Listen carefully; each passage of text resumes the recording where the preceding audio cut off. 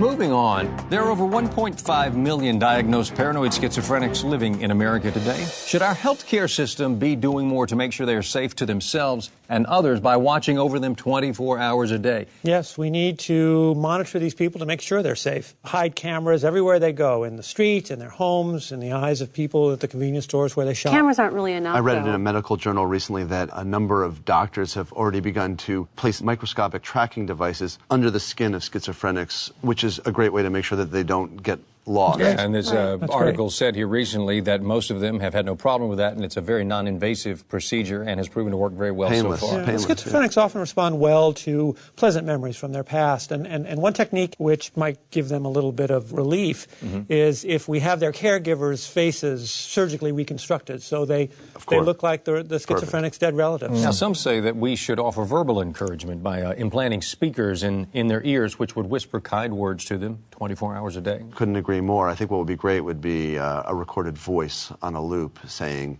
everyone around you wants to get you, in reference to help. Of course, we can't have just one voice. We need to have more than one voice because then they know it's a team effort. That's right. They feel supported by the community, and that's what we really should be going for. But we have to do more than just calm them. You know, we have to give them practical advice, too. If I tell them which bus drivers hate them, which manholes are covering up underground government prisons, which statues don't love them anymore, you know, that sort of thing. This kind of technology would be expensive. Some people have said to slip it into their minds subconsciously, perhaps through coded anagrams that, let's say, we would hide or encrypt into books. Definitely, definitely. They'll think that they're just reading, you know, standard literature, but actually it will be encoded instructions from people who want to help them. In newspapers, or inside the tattoos of people on the street. Just the ingredients on a box of cereal, anything that they might read. And this is an area where I think that we could really get some help from the government.